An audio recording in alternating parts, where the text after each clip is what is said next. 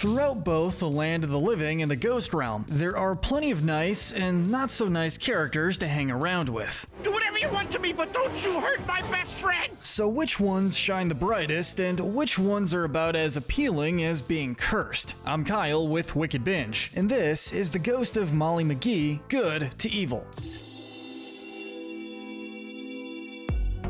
As usual, we'll be starting with our most noble and heroic character, and working our way down to the not-so-good and downright terrible. These characters are the good. Easily taking our gold medal of good is the one and only Molly McGee. As stated by the show's first season finale, Molly is literally the brightest source of joy in Brighton, with her goal being to inhappify everyone she meets. She's a girl who's kind, caring, selfless, and positive to a fault. I know, deep down, you two still love each other. Throughout the series, she's done all that she can to help others and make them happy, from spending her own time and money to simply encouraging others who are at their lowest point. Her biggest show of heroism is when she destroyed the chairman, rescuing all the ghosts from suffering in the flow of failed phantoms, and allowing them to live their afterlife in peace. Sure, sometimes Molly can be a bit pushy. Her jealousy towards people like Andrea have gotten the best of her on occasion, and she definitely struggles with being honest and letting others know she's struggling. But even these flaws can't compare to all the good she's been able to do in a short amount of time. For our silver medal of good, we have to give it to recently recognized legend Sally Tugbottom. Back when Brighton was still a struggling town, it was Sally who pushed to help it thrive by doing whatever she could to help out. She would chop down trees to build houses with, patching up and befriending local bears, and even helped protect people during a major tornado. After this devastating incident, it was Sally who led the charge in rebuilding Brighton. What's more, when her brother's spirit began causing trouble as a ghost, Sally was the one to rein him in once and for all. It just goes to show that not even death can slow a genuine town hero down. Moving on, our bronze medal of good goes to Jeff. As he often likes to remind people, that's Geoff. When you think of friendly ghosts, Jeff should be right up there with the best of them, though he may come off as a bit dopey, and can even be a bit forceful with his friendship at times. All Jeff wants is to spend time having fun with his besties. Okay, I won't let you down, Scratch.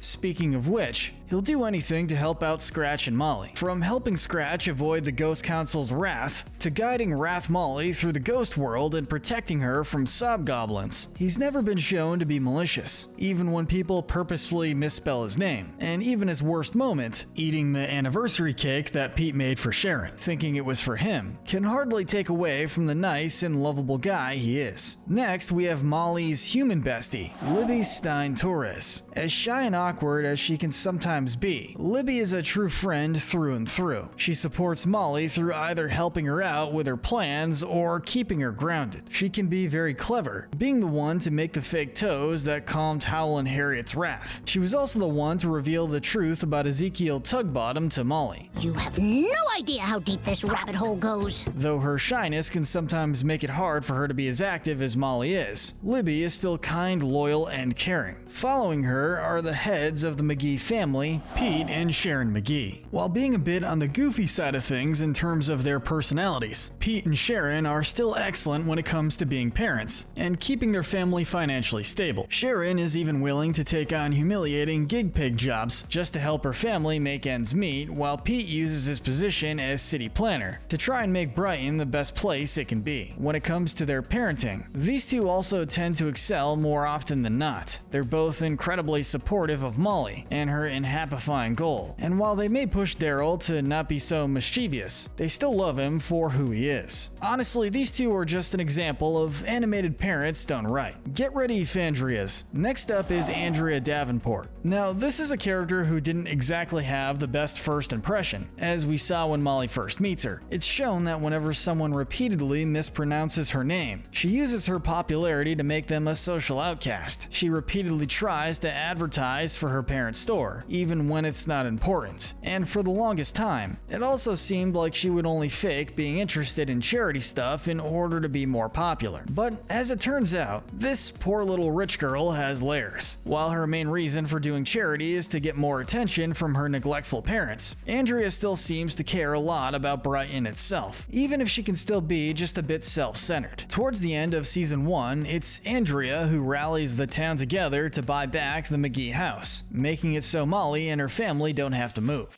Saving my best friend, Molly McGee! Additionally, throughout Season 2, we've seen her be a lot more kind and helpful. She supports Libby when she gets her first period, and she even shuts down her delivery app so the other stores in Brighton don't go out of business. Overall, Andrea seems to be the definition of hidden depths, and is a refreshing take on the rich popular girl trope. Next up, we have the local cool old lady, Patty. Although she's a fairly minor character, her attitude does add just a bit of spice to the local retirement home. Patty is friendly and strong-willed, knowing what she wants and not letting her age slow her down any. She's supportive of Molly's efforts, even being the one to tell her about the town's old band shell. Later, she and the other elders helped with the rebuilding. She was a bit more critical when it came to the possible musical acts, but we could understand why she'd feel passionate about that sort of thing. Patty is also shown to care deeply about her friends, despite being disappointed in her best friend for sabotaging her relationship with the original bad boy of Brighton. Patty still made it clear that she wasn't about to give up a lifelong friendship, even if she wasn't quite ready to forgive her yet either. Moving along, next we have Mayor Stu Brunson. Compared to other animated mayors that we've seen, Brunson manages to be pretty competent at the job without ever coming off as corrupt, despite getting his job through nepotism. While he may not have originally wanted to be mayor like his mother and other family members before him, Brunson does manage to find some passion for the job. While he'll support the McGee's town improvement projects, he's also level-headed enough to keep things like budget and town resources in mind. He also had no issues with giving proper credit to Sally Tugbottom, even after originally being such a big Ezekiel fan. The only thing we really disapprove of is when he tried to leave Molly, a literal middle schooler, in charge of things, all while knowing how lacking she was in experience. Thankfully, Brunson made things right in the end, and even promised to teach Molly about how to be a proper mayor, so she could actually take on the role once she was an adult. From local government to local business, we have Weird Larry. As his name implies, Larry is the town oddball, not always being understood by people. There have even been times where he or his pet skunks have been a nuisance. But of course, there's more to Larry than just being weird, as we see how he uses the stuff in his pawn shop to create things that others can enjoy. He's also a professional locksmith, which is definitely handy in a town as dangerous as Brighton can occasionally be. Reaching the very end of our good tier, we have Scratch. Being the other half of the titular duo, Scratch is shown to be a bit more callous and more surlier than his BFF. He enjoys messing with people and can be incredibly sneaky and lazy. He won't hesitate to poke fun at people, even people he cares about, and we certainly can't forget about how he spent his time before the McGees moved in, scaring people and making sure Brighton stayed miserable. But given that he was forced to do this by the Ghost Council, we can't exactly see him as too much of a bad guy. It certainly helps that before the first season even ends, Scratch proves himself to be a true friend. He stands up for Molly whenever possible, going out of his way to cheer her up and even protecting her physically, saving her life in some instances. Later, when the McGees have to put in extra work to pay off a hospital bill, Scratch was the one taking care of the family by cooking meals and cleaning things.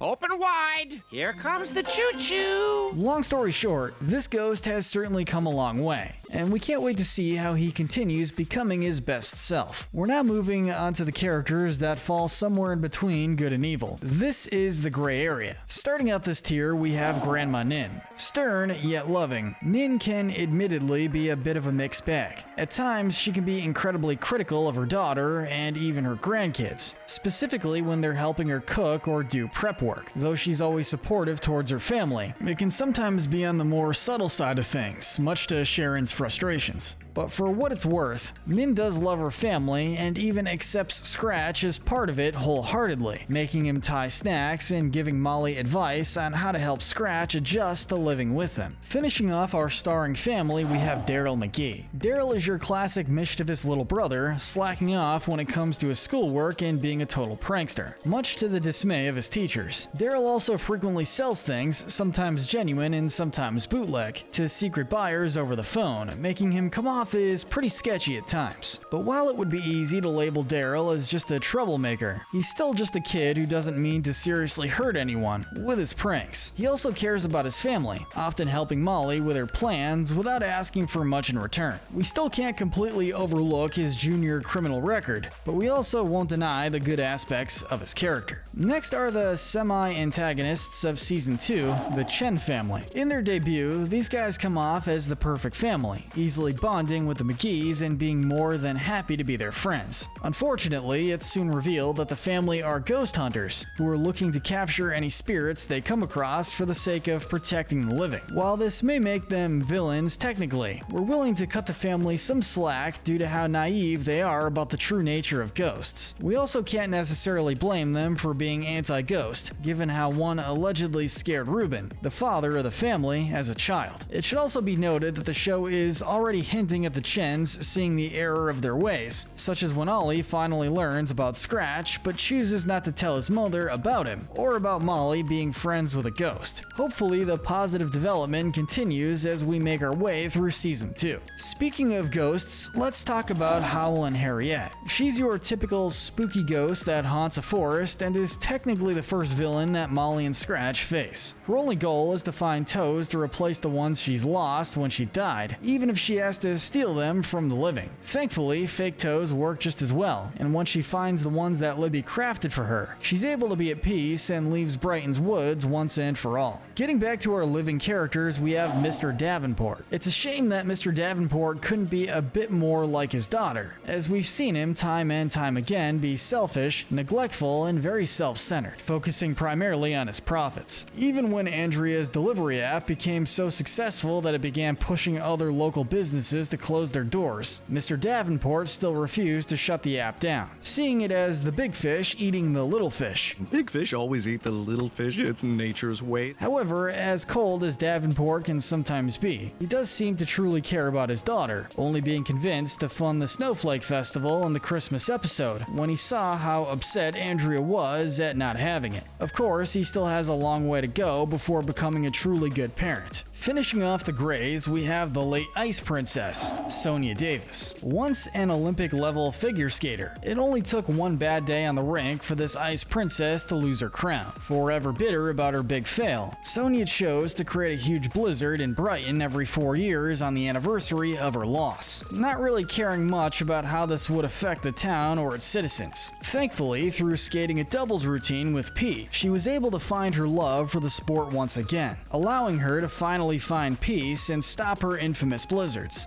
Finally, we've arrived at the cruel and the wicked characters. These are the bad and the evil. For our bronze medal of evil, we're giving it to Ezekiel Tugbottom. You all know the old saying, never meet your heroes. Although he might have once been thought of as Brighton's beloved town hero, this was only because he wrote the history books himself, stealing credit from his sister. In actuality, Ezekiel was selfish and lazy, always wanting to be considered a hero but never putting in the work to earn that title. He's also incredibly prideful, being more willing to save a painting of himself from a museum fire than an actual person. Later, when Molly began trying to spread the truth about him, Ezekiel turned himself into a tornado and tried to attack her. So much for being a good guy. But real quick before we get to our last entry, if you're enjoying this video and you want to do us a huge favor, hit that subscribe button and notification bell. We ask because we'd really appreciate the help in getting to our next milestone, and we have a ton more content in the works that we can't wait to share with you. The silver medal of evil is going to the joy hunter extraordinaire, Jinx. While she may come off as fairly friendly and reasonable, Jinx takes her job as a joy hunter very seriously. It doesn't matter if her target is a literal child, she'll do whatever it takes to get the job done and eliminate her target.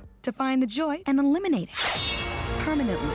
She's incredibly unsympathetic to the plights of Molly and Scratch, and she doesn't seem to see anything wrong with the whole scaring system that the Ghost Council has going on. Add in her giant scythe, and you've got yourself a truly scary ghost. Finally, the gold medal of evil is going to the Ghost Council. Originally led by the chairman, the Ghost Council essentially uses other ghosts for their own gain, being incredibly stern, stuck up, and wielding their collective power with an iron fist. They don't care about the ghosts they've sent away to suffer in the flow of failed phantoms, nor do they care about the humans they force other ghosts to frighten. Additionally, even when the defeat of the chairman gave them a chance to do something else, they still force Scratch to take on the role in order to keep their scaring system in place. Only time will tell if this wicked council has any other tricks up their sleeves. But with our morality spectrum complete, let's wrap things up by awarding some sinner medals. The Darwin medal is going to the lovable Jeff. We still aren't quite sure how he was able to mistake a cake that literally read "Happy Anniversary Sharon" as a birthday cake for him, but that's Jeff for you. The greed medal is naturally going to Mr. Davenport, unwilling to sacrifice funds for anything that doesn't directly appeal to him, with sometimes not even his daughter's wants not being enough for him to cut into his bottom line. Davenport fits this medal to a T. The pride medal is going to Ezekiel. Again, he saved a painting of himself over saving a literal living person, and wrote an entire book filled with lies and self-praise. The envy medal is going to Molly McGee. More often than not, Molly does do good things for the right reason, but considering that her jealousy of Andrea getting all the credit that Molly felt she deserved was the focus of an entire episode, we just couldn't ignore this particular trait of hers, as rare as it may be. The wrath medal is going to Sonia Davis.